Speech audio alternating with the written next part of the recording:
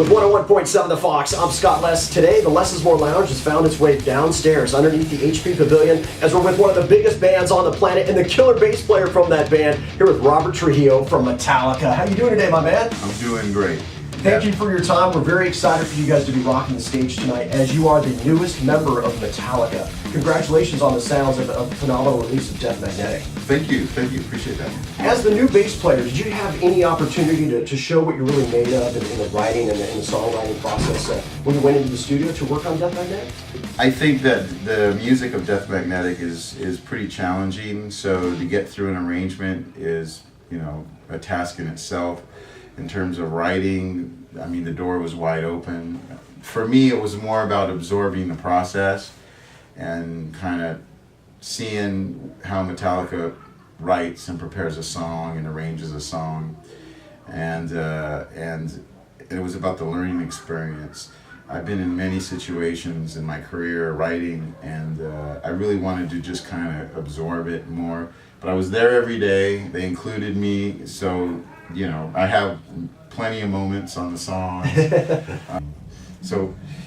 To me, Death Magnetic, again, is sort of the blueprint for things to come. And already just the ideas that have been floating around with James and everybody, it's like, it's going to be badass. We're sitting here backstage with Robert Trujillo, the bass player from Metallica. And on the way up here, I was driving from the North Bay. I put in my CD player, Degradation Trip, #1 and #2 from Jerry Cantrell, because of your tremendous bass work on that CD release. Of course, including your boy Mike Borden as well. Right. How did that trio of you guys come together to create that release?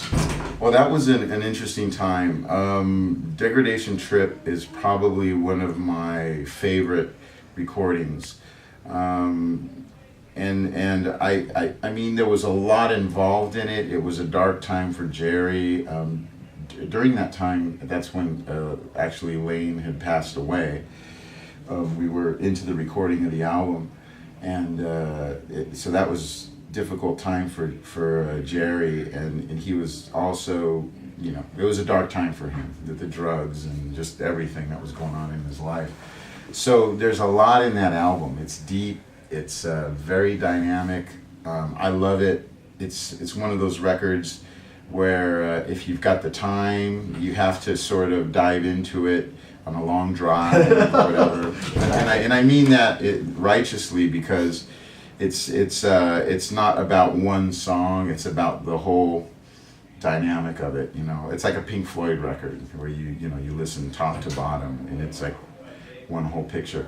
I think that's a sign of a great album. If I'm listening to Master of Puppets, I like to embrace it all, and that's how I feel about that record. And for me to be a part of it was an honor. And a lot of people don't know about that record, which is interesting, because I've had people kind of on the sly, it's in stores or a fan club when we do our meet and greets, and they're like, hey, I got the Degradation Trip,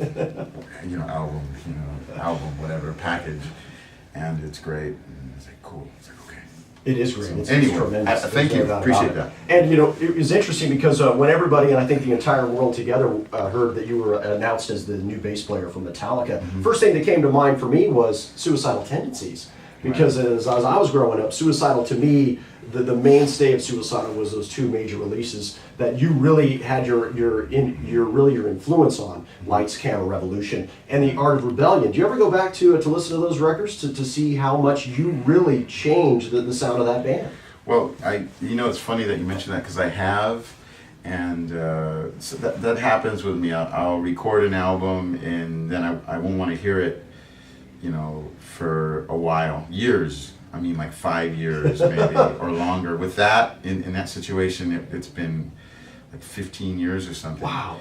Almost. And I listened to it recently, Lights, Camera, Revolution, and I really, really enjoyed it. And I recently ran into the other members of the band at a benefit for Cheap, and it was very cool. We actually got up and played War Inside My Head. Amazing. And it was totally random. It kind of came together at the last minute down in LA, and it was a lot of fun. And then you had a chance to even go a little bit farther into the funky style when you and Mike you're teamed up for Infectious Grooves. Do you still have the same kind of feeling looking back at those records of how special that time was for you? Yeah, that was great. Infectious Grooves was really an experiment that we had, creatively started to dive into when I first joined Suicidal. And the beauty of that situation is there were absolutely no rules. Nobody really, like at the record label, none of the executives wanted to have anything to do with it. Good. It was just like one of those, we're on our own here. We're gonna write these songs and nobody cares, but the musicians. So we managed to pull together a great team of players and and get the songs out there. Ozzy Osbourne actually recorded a song called Therapy with us. And then we had the drummer from Jane's Addiction, Stephen Perkins, who was great. A couple other cats.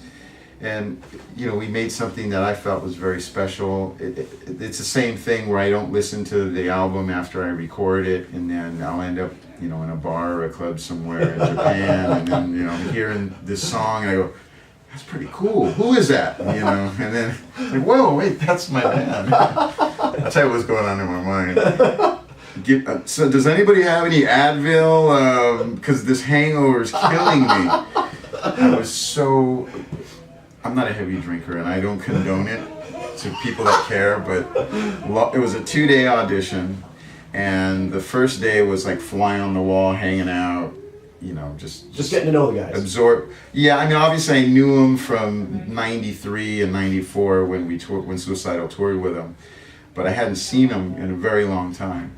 Kirk I saw a couple times surfing, but the other guys I hadn't really seen. So it was a strange situation to be back there. They're almost done with Saint Anger album. Bob Rock played bass on it, so I'm just kind of hanging out for like 11 hours. And at the end of the session, Lars was like, "Hey, you want to go get a beer? Go get a cocktail." I'm thinking, well, yeah, we've got to. I'm thinking, this guy could be my boss. He's the man. Well, little did I know that Lars is still the Viking that he is. He'll keep you out till 6 a.m. And yeah, we had some drinks till about 5 a.m.